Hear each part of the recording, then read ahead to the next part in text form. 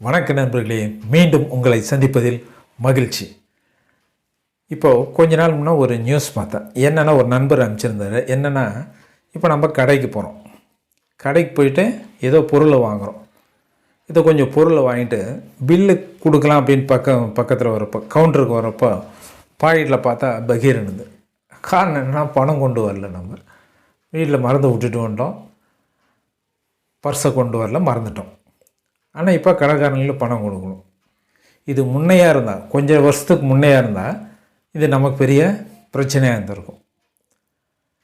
எப்படா பணம் கொடுக்கறது, இந்த பொருளை இங்கே விட்டுட்டு போகிறதா, இல்லை எடுத்துகிட்டு போயிட்டு அப்புறம் கொடுக்குறான்னா அவர் ஒத்துக்குவாரா, கடன் கொடுப்பாரா அப்படின்ட்டு பெரிய சங்கடத்துக்கு நாம் உள்ளாகியிருப்போம். ஆனால் இப்போ அந்த பிரச்சனை இல்லை.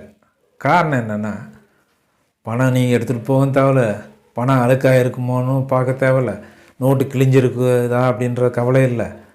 இது செல்லுமா, இது ஃபேக் நோட்டா அப்படின்ற பயம்லாம் இல்லை, எதுவுமே இல்லை. ஏன் ஒவ்வொரு கடையிலையும் இப்போ பெரும்பாலும் என்ன பண்ணியிருக்காங்கன்னா, அந்த QR கோடு அட்டையை வச்சுருப்பாங்க. ஃபோன்பே, யூபிஐ, அப்புறம் இன்னொன்று என்ன வாட்ஸ்அப்பு, கூகுள் பே, பேடிஎம், இதெல்லாம் நிறைய இருக்குது. இப்போ என்ன பண்ணுவோம், நம்ம அந்த கார்டை ஸ்கேன் பண்ணி, செல் எடுத்து ஸ்கேன் பண்ணி பே பண்ணிடுவோம். பிரச்சனை முடிஞ்சால் நான் பாட்டுக்கு வந்துடலாம். பணம் கையில் எடுத்துகிட்டு போகணுன்ற அவசியமே இல்லை. ஆனால் இப்போ கவர்மெண்ட் என்ன பண்ணிட்டாங்க, நம்ம மக்கள் தான் நல்லா இருந்த கவர்மெண்ட்டுக்கு பொறுக்காது, கொஞ்சம் திருப்தியாக இருந்தால் அவங்க என்ன பண்ணிட்டாங்க, இந்த அமௌண்ட்டுக்கு சார்ஜ் பண்ணலாம் அப்படின்ட்டு முடிவுக்கு வந்திருக்கிறாங்க. இது மாதிரி நம்ம டிரான்சாக்ஷன் பண்ணுறது, ஃபோன்பே, கூகுள் பே, இதெல்லாம் டிரான்சாக்ஷன் பண்ணுறது, அதுக்கு சார்ஜ் பண்ணணுன்ட்டு ஒரு எண்ணத்துக்கு வந்திருக்காங்க. ஏன் அப்படின்னு கேட்டால், இந்த சார்ஜெல்லாம் நம்ம இந்த டிரான்சாக்ஷன்லாம் பண்ணுறதுக்கு கவர்மெண்ட்டுக்கு செலவாகுதுங்களாம். கிட்டத்தட்ட 1500 கோடி செலவாகிறதா அவங்க சொல்லியிருக்காங்கன்னு நினைக்கிறேன். ஸோ நான் அந்த டேட்டா குறித்து வைக்கல, இருந்தாலும் எனக்கு ஞாபகத்தை வச்சு சொல்கிறேன். நான் 1500 கோடி வருஷத்துக்கு செலவாகுதுங்களாம். ஸோ இந்த செலவை யார் தலையில் கட்டுறது? கவர்மெண்ட்டு எத்தனை நாள் இந்த செலவை பொறுத்துக்கும்.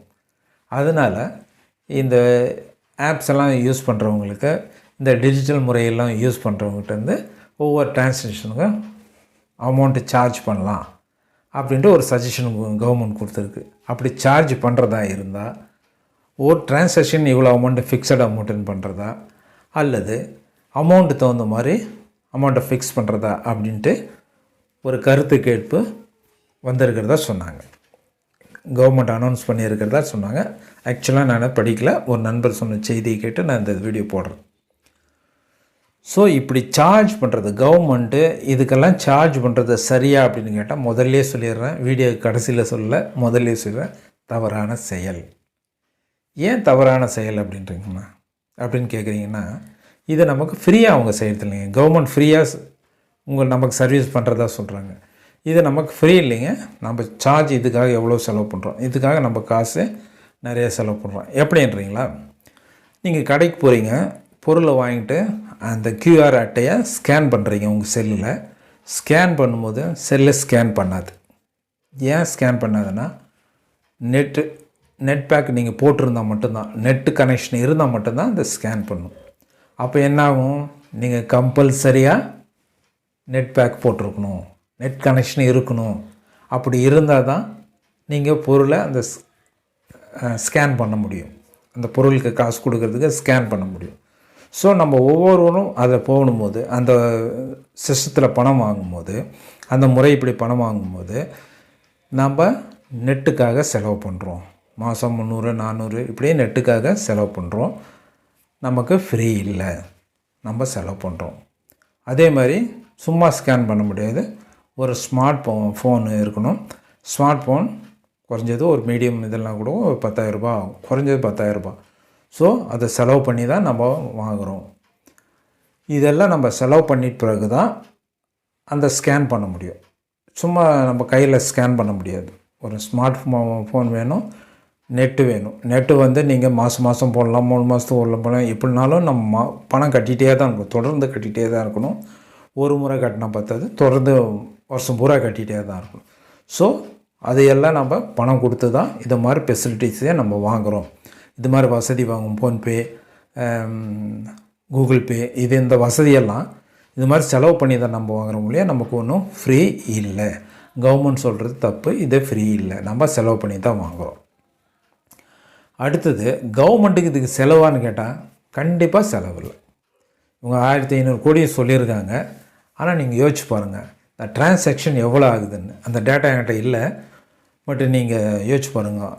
இந்த 130 கோடி மக்கள் யூஸ் பண்ணுறாங்க இந்த ஸ்கேனு, இந்த QR கோடை. சரி, அதில் ஒரு 50 கோடியை விட்டுறலாமே. 50 கோடி மக்கள் யூஸ் பண்ணுறதில்ல, 50 கோடி மக்களுக்கு அது தெரியாது, 50 கோடி மக்கள் அதை பயன்படுத்துறதில்ல அப்படின்னு வச்சுக்கலாம். மீதி ஒரு 80 கோடி மக்கள், 80-90 கோடி மக்கள் அதை பயன்படுத்துகிறாங்க. அதை பயன்படுத்தும் போது அந்த பணம், அந்த டிரான்சாக்ஷன் அமௌண்ட் இருக்குங்க இல்லையா, அந்த அமௌண்ட் வந்து பெரிய அமௌண்ட். ஏன்னா 90 கோடி மக்கள் பணப்புழக்கத்தை பண்ணுறாங்கன்னா, செலவு பண்ணுறாங்கன்னா, வரவு செலவு வைக்கிறாங்கன்னா, அது எவ்வளோ அமௌண்ட் இருக்குதுன்னு பார்த்தீங்க. அவ்வளோ அமௌண்ட். இந்த அமௌண்ட் எல்லாம் கவர்மெண்ட் என்ன பண்ணும்? ஸோ இந்த 90 கோடி மக்கள் பயன்படுத்தின அந்த தொகைக்கு இவங்க கரன்சி நோட்டை அடிச்சிருந்தாங்கன்னா அந்த செலவு வந்து மிகப்பெரிய செலவாக இருந்திருக்கும். அது ஒரு பெரிய செலவு, பயங்கரமான செலவாக இருந்திருக்கும். உதாரணத்துக்கு சொல்லணும்னா, சில நோட்டுங்க அதை அடிக்கிறதுக்கு அதனுடைய மதிப்பை விட அதிகமாக செலவாகுது. உதாரணமாக ஒரு 5 ரூபா நோட்டு இருக்குதுன்னு வச்சுங்க. அந்த 5 ரூபா நோட்டை நீங்கள் பிரிண்ட் பண்ணுறதுக்கு 5 ரூபாய்க்கு மேலே செலவாகுது. அது மாதிரியெல்லாம் செலவாகுது. கரெக்டாக நான் சொல்லலை, இந்த டேட்டா பார்க்கல, நான் லேட்டாக பார்க்கல. அந்த விஷயத்தை மட்டும் நான் உங்களுக்கு சொல்கிறேன். ஒரு நோட் அடிக்கிறதுனா அதனுடைய மதிப்பை விட செலவாகிற நோட்டுங்களும் உண்டு. ஸோ அவங்க மிகப்பெரிய செலவு பண்ணி தான் அந்த கரன்சி நோட்டை அடிக்கிறாங்க. ஸோ அப்படி இருக்கும்போது இப்போ கரன்சி நோட் அடிக்க தேவையில்லை, அது கிழிஞ்சிருக்குதான்னு பார்க்க தேவையில்லை, அது ஃபேக் நோட்டானு நம்ம பயப்பட தேவையில்லை, இவ்வளோ வச்சு கரெக்டான சில்லறையாக இருக்குதான்னு தேவையில்லை. இப்போ இவ்வளோ செலவுங்கள்லாம், இவ்வளோ வசதிகள்லாம் வந்து இவ்வளோ செலவுங்கள்லாம் மிச்சமாகும்போது இந்த 1500 கோடி இந்த ஆன்லைன் டிரான்சாக்ஷனுக்காக ஆகிற செலவை கவர்மெண்ட் ஏன் ஏற்றக்கூடாது? இந்த பிரிண்ட் அடிக்கிற செலவு வந்து மலை, நீங்கள் இந்த ஆன்லைனுக்கு செலவு பண்ணுறது வந்து மடு. இது இங்கே இருக்குது, இது இவ்வளோ உயரத்தில் இருக்குது செலவு. ஸோ கவர்மெண்ட்டு இந்த சின்ன செலவை கண்டிப்பாக ஏற்றுக்கணும். ஏன்னா இந்த பெரிய செலவு அவங்களுக்கு மிச்சமாகுது. அதேமாதிரி மக்கள் செலவு பண்ணி தான் வந்து இந்த ஃபெசிலிட்டிஸை, இந்த வசதிகளை பெறுறாங்க இல்லையா. ஃப்ரீயாக யாரும் பெறல. நெட்டுக்கு செலவு பண்ணுறாங்க, செல்லுக்கு செலவு பண்ணுறாங்க, சார்ஜ் பண்ணுறதுக்கு செலவு பண்ணுறாங்க. இவ்வளோ செலவு பண்ணி தான் இந்த வசதி அவங்களுக்கு கிடைக்குது. அதனால் ஃப்ரீயான வசதி அல்ல அது. அதனால் கவர்மெண்ட்டும் மறுபடியும் ஒரு சார்ஜை மக்கள் மேலே ஏற்றக்கூடாது. ஒரு அமௌண்ட்டை மக்கள் மேலே ஏற்றி அதை ஒரு சுமையாக ஏற்றக்கூடாது. அதனால் இது மாதிரி யூஸ் பண்ணுறது, ஆன்லைன் டிரான்சாக்ஷனில் வந்து டிஜிட்டல் டிரான்சாக்ஷனுக்கு சார்ஜ் பண்ணுறது, இந்த ஃபோன்பே, கூகுள் பே இது மாதிரி இதை யூஸ் பண்ணும்போது அதுக்கு சார்ஜ் பண்ணுறது தவறான விஷயம். அது முறையானதல்ல. மக்களினுடைய முதுகில் மீண்டும் ஒரு பளுவை ஏற்றுறது. அதனால் அதை பரிசீலனை செஞ்சு கவர்மெண்ட் அந்த சார்ஜ் பண்ணாமல் விட்டால் ரொம்ப நல்லா இருக்கும் அப்படின்ட்டு நினைக்கிறேன். நன்றி, வணக்கம். மக்கள் இதை பற்றி உங்கள் கருத்தை தயவுசெய்து தெரிவிங்க.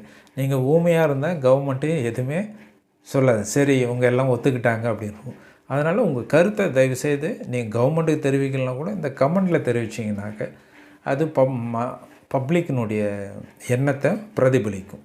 அதனால் தயவுசெய்து பார்க்குறவங்க உங்கள் கமெண்ட்டை இதில் தெரிவிங்க. நன்றி, மீண்டும் வணக்கம்.